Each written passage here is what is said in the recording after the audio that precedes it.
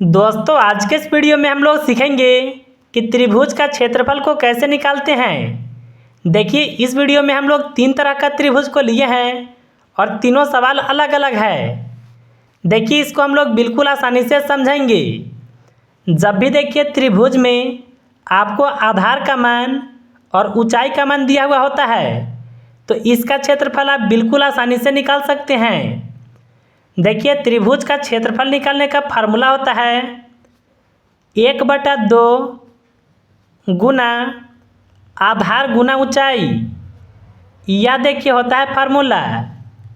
यहाँ पर देखिए आधार का मान दिया हुआ है 10 सेंटीमीटर। तो सबसे पहले देखिए 1/2 को लिखेंगे, आधार के जगह पर लिखेंगे 10 सेंटीमीटर को। इसके बाद देखिए गुना में है ऊंचाई। ऊंचाई का मान दिया हुआ है जो कि 8 सेंटीमीटर है।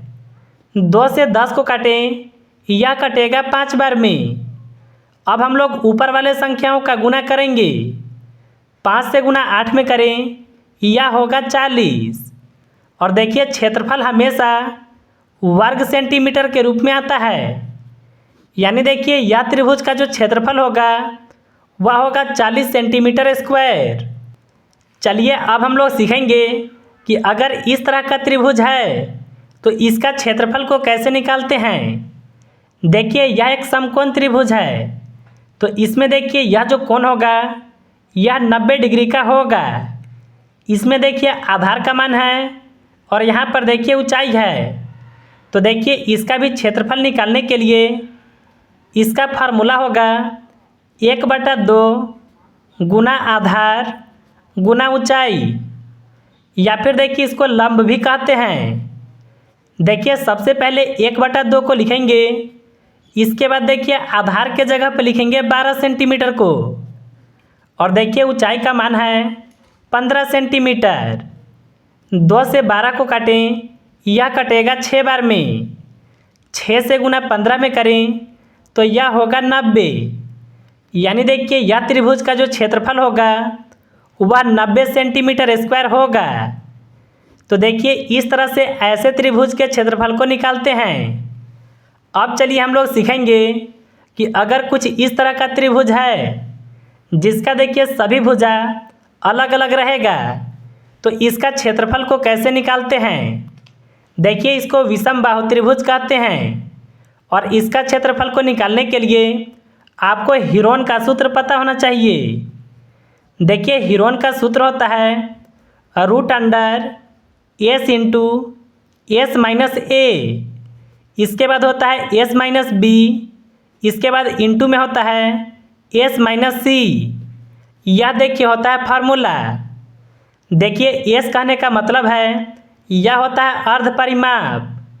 अर्ध परिमाप कैसे निकालते हैं तो आपको देखिए त्रिभुज के तीनों भुजाओं को जोड़ना होगा और देखिए इसमें आपको 2 से भाग लगाना होगा।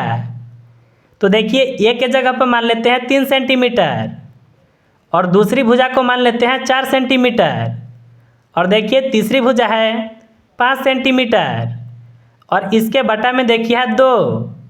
इन तीनों संख्याओं को जोड़ने पर आएगा 12 और इसके बटा में है 2। 2 से 12 को काटें, यह कटेगा 6 बार में। यानी अर्ध परिमाप का मान कितना निकल कर के आया, यह देखिए आया 6 सेंटीमीटर। अब देखिए आपको यहाँ पर मान को रखना होगा। तो सबसे पहले देखिए रूट का चिन्ह को लगाएंगे।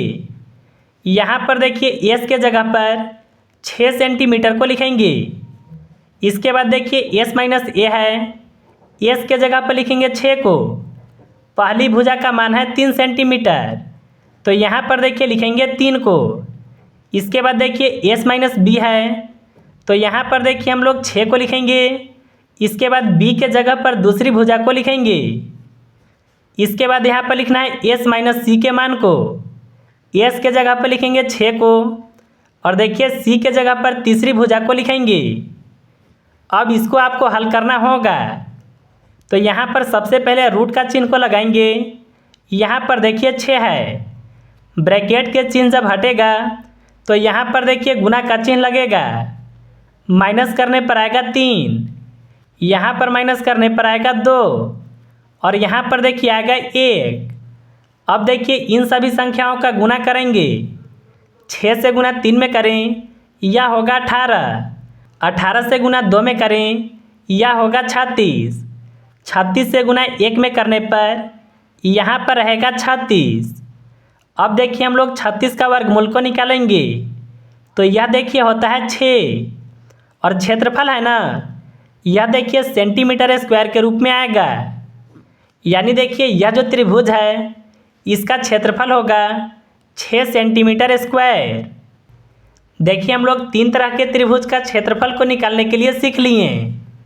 अब चलिए हम लोग सीखेंगे कि अगर इस तरह का त्रिभुज रहेगा जिसकी देखिए सभी भुजाएं बराबर रहेगा तो इसका क्षेत्रफल को कैसे निकालेंगे।